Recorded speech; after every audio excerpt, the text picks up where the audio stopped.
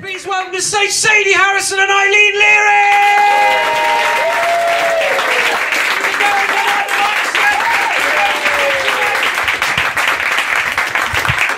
I don't believe in running, so no. Thank you. Thank Never. you for that. God, I already need my inhaler. Yeah.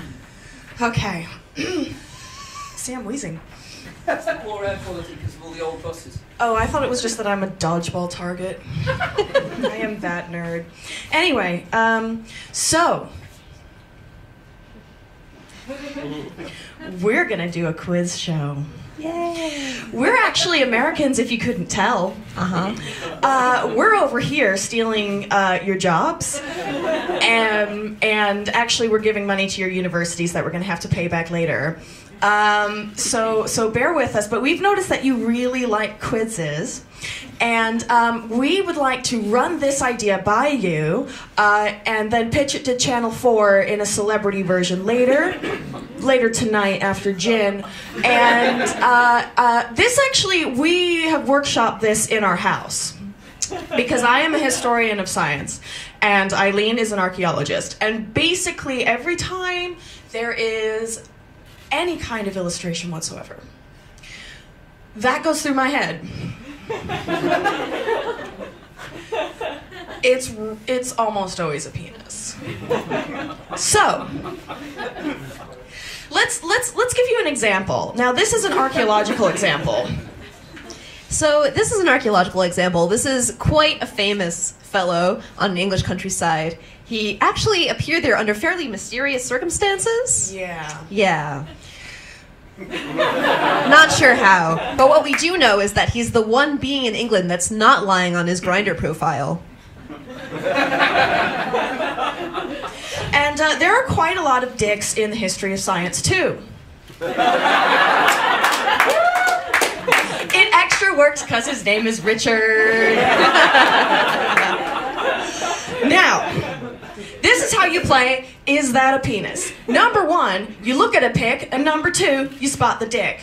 What we're going to do is we're going to show you a pic, and if you think that's a dick, you will go, That's a penis! Are you guys ready to practice That's a Penis? If it's not a penis, you have to make a wrong buzzer noise with your mouth. Make up anything. If you make up the most amusing That's a Penis or That's not a penis wrong buzzer noise, I will give you 20p. Whoa. Yeah, that's a lot of my budget. Okay, ready? Ladies and gentlemen, is that a penis? That is a penis! All right. All right, fellas. And ladies, distinguished guests, etc. Is this a penis? It's not a penis. I'm so sorry. It's not a penis. This is actually a Sumerian god statue with a very unfortunate hat. We've all been there. Actually, I was surprised to find that in Sumerian art there aren't actually that many penises. Most of the statues are clothed. And I was actually pretty glad that they are, because when they are unrobed, some weird shit tends to happen. That's an exorcist joke. Wink! All right, so my turn. Ready? Ladies and gentlemen, is that a penis? You are correct. That is not a penis. That is a... Notes that my dog ate. That is a common stinkhorn, which is a mushroom that apparently smells of death and or Jeremy Bentham. Now, quite a lot of flowers look like this, and it comes up rather a lot in especially early modern botany, because they were running around the world discovering all kinds of orchids. This is called the hanging man orchid, and I don't think that capital punishment is the first thing that comes in mind unless you're thinking of, oh god, I just thought it was David Carradine. No! Too soon, Sadie. God, I know. Too soon. Okay, but yeah. So and then you have the female version, orchids. Orchids actually mean balls, which is hilarious because that's the Latin for testicles, but they look like that. That's not on a guy. Have any of you ever seen a vagina? Yeah, why are you? All right, now the ways that they explain these things in early modern botany, which coincides with my PhD, but you're not interested in that. You just want to hear about sex. Is all right. So Linnaeus basically was like, "Hey, look at all these plants. Don't they copulate just like gendered heteronormative humans do?" He didn't say that because he wasn't in a liberal arts college in California, but the way that this amazing guy here, Nehemiah Grew, described it thus: does not unaptly resemble the stamen, right? These bits. Do they not unaptly resemble a small penis? And the several thecae, which are these bits, are so many little testicles. And the pollen and other small particles upon the stamen or penis are as the sperm with an E, which as soon as the penis is erected, I'm not sure where he thought that happened, falls down upon the seed case or womb, and so touches it with prolific virtue.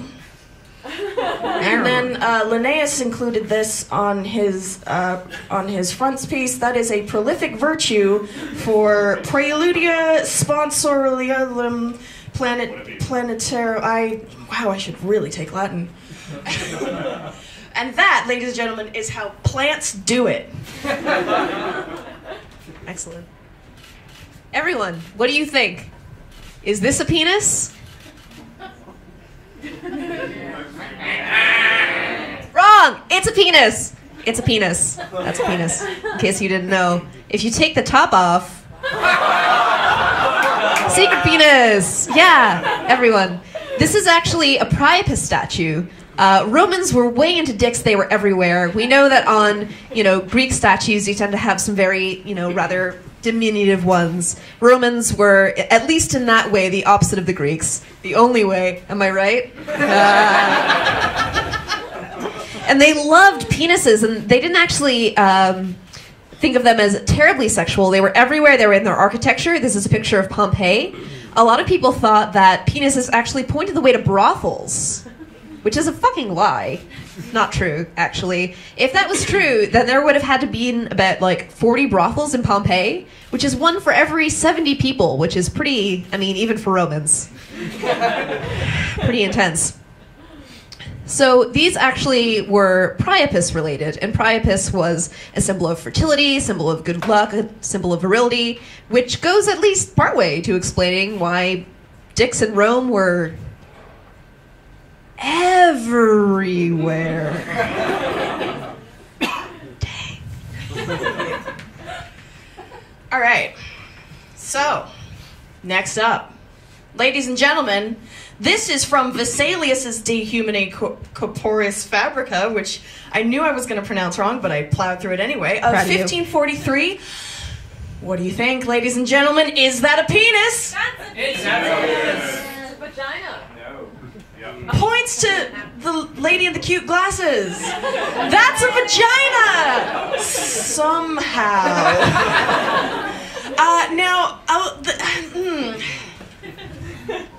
Let me tell you a little story. In 1559, a gentleman named Ronaldus Columbus discovered the clitoris.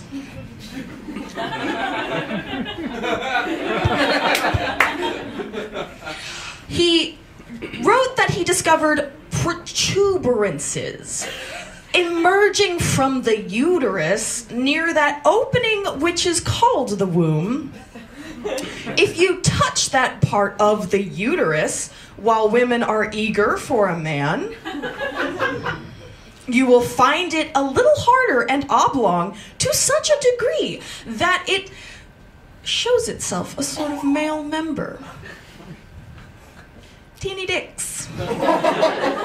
Teeny lady dicks. And then he goes on, oh, this is just beautiful. if it is permissible to give names to things discovered by me, it should be called the love and sweetness of Venus. So we have, for the family Columbus, exactly 0 points out of 2. How does it... Okay, I can understand, like, rocking up to a new shore and being like, wow, all these people are brown, they must not count, as having discovered the place they're landing on. I can understand that if you're a complete fucking racist, but how do you... I mean, it occurred to him that, like, women existed, and, like, at the very least washed. How do you, like, discover something on someone else unless you are, like, a skin cancer doctor? How are you like, yes, this thing is there on every single one of them, and I discovered it. Me, in the year 1559, 1,559 years of history that I know of, and then pagan history before that, and nobody has ever had a little scratch. Nobody has... I mean, I'm assuming that if he thinks that he discovered this, it wouldn't occur to him that women masturbate ever in their lives. So, but like, but how? I mean, you can, like, ding it. You can, you know, like, fucking women rode horses. Anyway, but he's the star of this particular problem of early modern anatomy and lady parts, because the thing that I showed you first is an inverted penis as a vagina. Now, this was actually, shockingly, very common. A midwifery guide by Jane, not as in Firefly Jane as in a Lady Jane, Sharp, says, the vagina is the passage for the yard meaning dick, which resembleth it turned inward. And this is completely common. And then she goes, also the clitoris is the female penis. It will stand and fall as the yard doth. So according to this actual real midwife, who actually really looked professionally at all of it, she says there's 2 penises in there. So you've got at least 2. I'm just letting you know. You've got at least 2 penises on your anatomy, so watch out, because there could be more. I don't know, like, do your fingers ever go straight? Oh my god, they might be penises. Does your nose get a little bit red sometimes? Oh my god, it might be a penis. What part of me is a penis? I need to know now.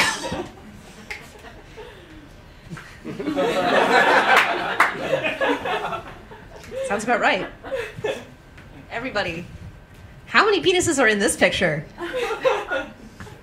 All of them. All of them. Is that a penis at all? Anyone?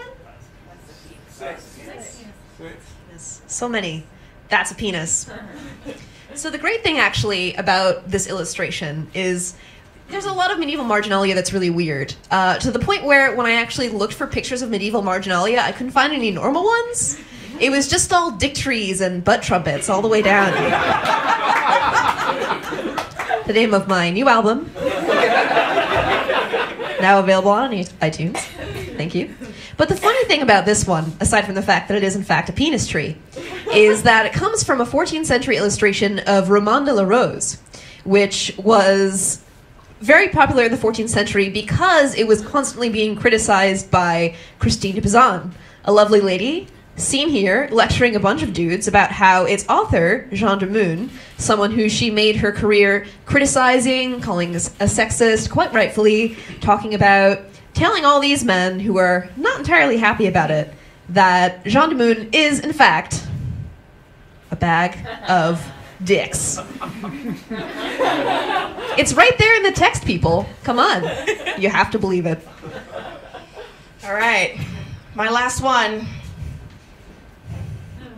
Ladies and gentlemen, is that a penis? Yes. That's it. Oh, yeah, you guys are like the people in QI who won't say the obvious thing. Yes, that's a penis. That is a penis that we launched into space. This is not actually on the Voyager, as I was really, really hoping, but it was also carved into gold and shot into space on the Pioneers 10 and 11 spacecraft by Carl Sagan himself. And it includes a hyperfine transition of neural hydrogen, our position in the solar system, and as well as using 14 pulsars, our position in the galaxy and indeed the universe itself. And also, dicks and tits.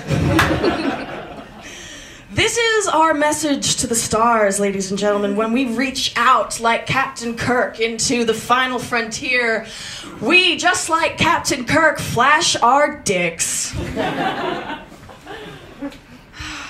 beautiful, aren't we? We are. And so it turns out ultimately that all those charming fellows on OkCupid, my acquaintance, are just really following a proud tradition. If you look at the history of humanity, it is just dick pics. All the way backwards, all the way forwards. Thank you so much.